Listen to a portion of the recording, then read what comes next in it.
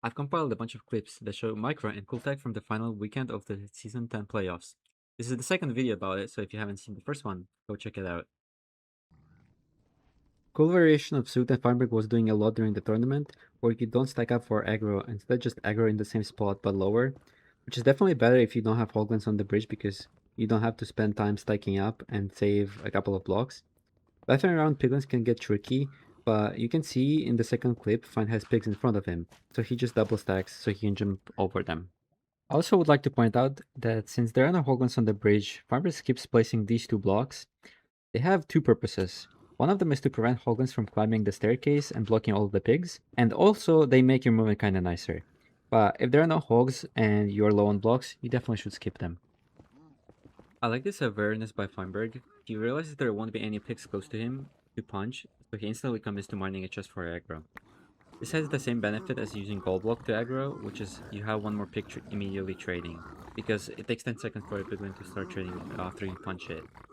Also, I learned that mining a chest with iron axe is faster than gold block with an iron pick, but diamond pick is faster and stone axe is slower. There's two things from this clip. First of all, I think it's a really good habit to both clutch on lava, because even though most of the time you won't take damage, sometimes the lava can be shallow enough that you do take damage.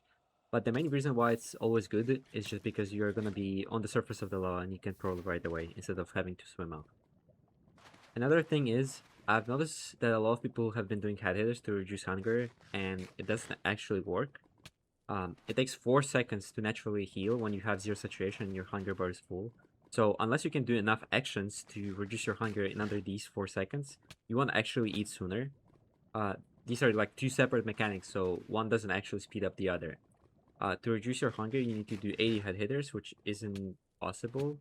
And technically, you can do 40 entity punches in under those 4 seconds, but the time save would be minimal. This is a concept that I think a lot of intermediate players don't utilize enough. You should prioritize clearing out the spawner after first wave instead of killing the blazes that you can kill later. In this clip, Loki skips killing strays since he can overlap killing them while waiting for the second wave to spawn. These strays are outside of the spawning range, so they can't prevent any spawns. Another application of this concept is when Blaze spawns outside of the spawner. It takes a lot of time to get it, so prioritizing Blaze bedding is better. Small caveat that I would like to mention is that if there's 6 Blazes with a 9x9x9 volume centered on the spawner, it won't produce any spawns. It checks on each spawn attempt, so if you have 3 Blazes within this range, you may lose a spawn. Since Loki is low on explosives, he blinds as soon as he gets a rod. Check if there are sheep on blind. That allows him to blaze bed immediately on the return while having enough explosive for 0 cycle, which would save time over mining out the spawner manually.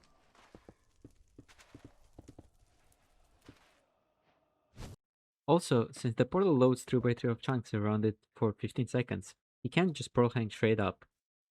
Instead, he pearls away first, and pearl hangs kind of horizontally, so pearl unloads before it hits loaded chunks.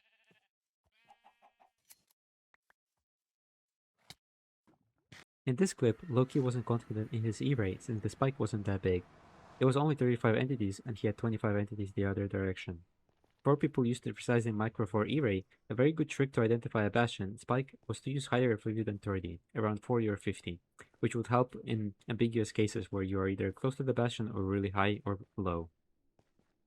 So, while watching this match, I realized that I misunderstood how the bastion filter works in rank this whole time. Um, as you can see here, when Loki opens the double chest, it's gonna have 4 Obi. So this means that there's another chest with Obi in the Bastion. But when he opens the second chest, it also has 4 Obi. And at this point, Mangi told me they didn't get a 5 Obi chest, which implies that there's another chest in this Bastion with 5 Obi. Here I have the seed open and I can check the other chests. This one doesn't have Obi. We know there's 2 chests with 4 Obi here. This chest doesn't have Obi and the gaps are both good gaps. And so I went on a wiki and it says that into the Bastion Remnant always has 5 plus obsidian somewhere in the Rampart's chests, which doesn't specify if it's from one chest or multiple.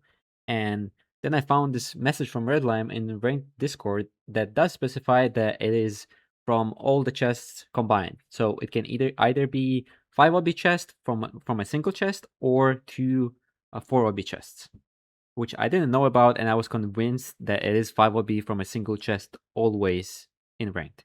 but that's however not sure. If a DCR notices that he will need to hunt set on blind, he prefers 3 beds instead of 2 in the Bastion, since he usually doesn't craft explosives before blinding. Sometimes it can also help if the spawner is fully covered in lava after the blaze bed, since you can immediately blaze bed second spawner, or when it's buried in a fortress leg. He said that he wouldn't craft it if he has enough food, since it loses an inventory slot though. On temple seats, lots of runners started using TNT instead of solid blocks that will need to be broken later, since TNT can be insta-mined. In a way, it's similar to using shears on leaves, but you need to keep in mind that you want to pick it back up. The school route by Bisala saved them quite a bit of time. Instead of going through inside the bastion, they funneled the pigs towards the middle through outside. They prepared the bridge for the pigs earlier as they were entering the troople. They also do this cool wall run that saves a bit of time, but you need to be aware of the middle rampart of outer stables. If it has magma, the pigs won't be able to path into the middle rampart and you will lose them. Instead of wall running, you have to place blocks on top of the magma for pigs to be able to path. Here, EDCR notices that the tree might be blocking a spot for a portal, so he lights it on fire. I don't know how necessary it was on this seed. I guess it sped up the tree burning, even though it would catch fire from the lava regardless. However, it's a really nice shot when Obi completed LP has a tree covering the frame. There's 2 things in this clip. First, Bisal pre-drops the gold where their piglin hole is going to be, which distract the pigs and allows them to do the next thing, which is, on this dig down, they mine the block first and then overlap getting cooldown skip for the next block, with aiming for the block to place above their head. Since living on 11 eyes became more popular, I've noticed that ACR is one of the few players that actually plays around getting a 0 eye, by pro-hanging back to the 4th. This will allow him to also pro-hang at the 2nd portal once he is back to the nether, reducing the time it takes to travel to 4th and back to the stronghold. Aquacord here does a trick that I learned from Steez, except he does it slightly wrong. The idea is to put a more blast resistant block below the bed, so it creates less fire, while still exploding the blocks above it. However, he should have placed the block below the pillow instead of the back of the bed. This is a cool way of reaching bottom stable chest when you don't have a boat, or, in this case, don't want to go back to the gap to get your boat. It's mostly good if their spot isn't covered in terrain. Even though both of the runners in the match are doing this for important completion, neither of them is doing the optimal one, which I saw ADCR do on stream in a ranked match. In the comparison, you can see that Aquacord lost at least a second, and Monkey lost around 2.5 seconds.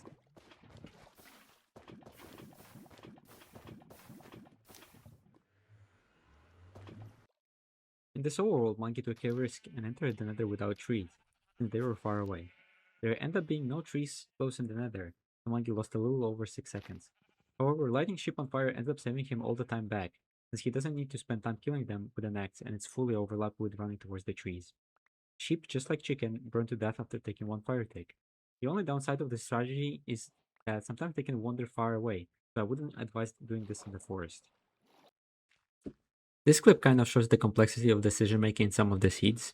While approaching the bastion, Stealer pays attention to the fact that generally the left side of the bastion looks buried and right looks open. At the end of the clip, you can notice that he sees the 1 block gap inside the bastion, which indicates that the right side is a good gap.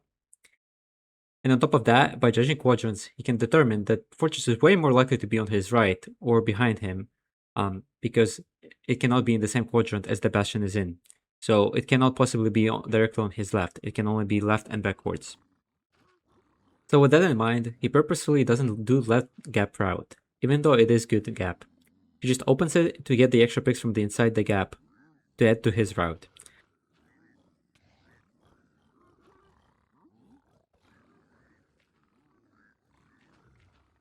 As you can see, playing right gap also allows him to set up a pro-hang into a completely open area and leave the bastion as soon as he is ready. In this clip, Akor does a common shot of grabbing a blaze that's off the ledge by using a boat, but the important part is that as soon as he kills it, he enters the boat. This makes it so he can almost never lose an item if the boat pushes it away. This was a really clean movement by Infium, kind of similar to Bifsala's clip. I think a lot of people are aware of the concept of keeping height when going to the bastion, but they don't really apply it inside the bastion. In this clip, Infium should have used TNT for his portal break, because it is simply faster, since you don't have to break and relight the portal. It's also much harder to fail it. If you've ever wondered why runners sometimes break their portal in the nether, it isn't because of the light. That doesn't matter since it isn't bright enough to prevent blazes from spawning. It is mainly because sometimes you can knock them into the portal by accident, and they will immediately teleport to the overworld. I've seen Infium and Aqua World both do treasure routes slightly differently. Instead of going to the left rampart when looting chests and backups, they do right rampart first. I've actually asked Bisol before to make a comparison to decide what is better, and they're basically identical. But there is an upside to doing left rampart first, which is when you come back to the right rampart, you are under the trading hall layer, so if you hear bricks being done trading, you can elevate the gold blocks that you have to overlap them trading with grabbing last backup. But doing right rampart first removes that as an option. Most people know that the intended structure spawns in pause, but I rarely see people apply it for non-ocean seed types.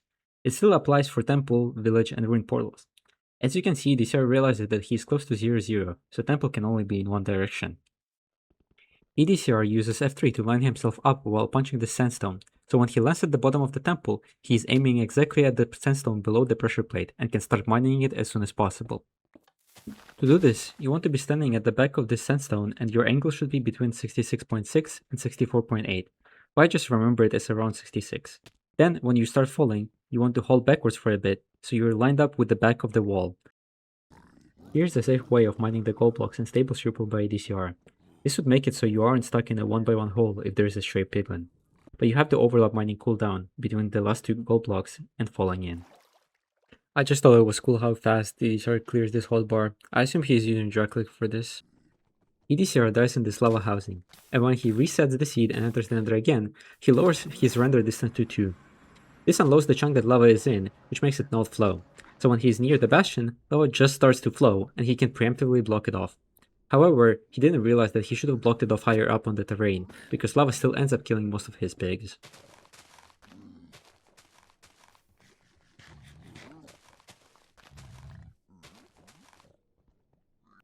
This is a really small time save, but EDCR overlaps his jump onto the block with opening the chest. I've never seen this concept of a time save before. This is a rare situation where smooth lighting off gives you a slight benefit. On this frame you can see that some of the gravel blocks are lit up more than others. This means there is a magma under them. This lets Infium pick a better spot for his portal without having to mine any extra gravel. Thank you for watching. I plan on doing educational MCSR content regularly, including more videos like these, so subscribe to not miss them. Also feel free to suggest what kind of things and topics you would like to see covered in the next videos.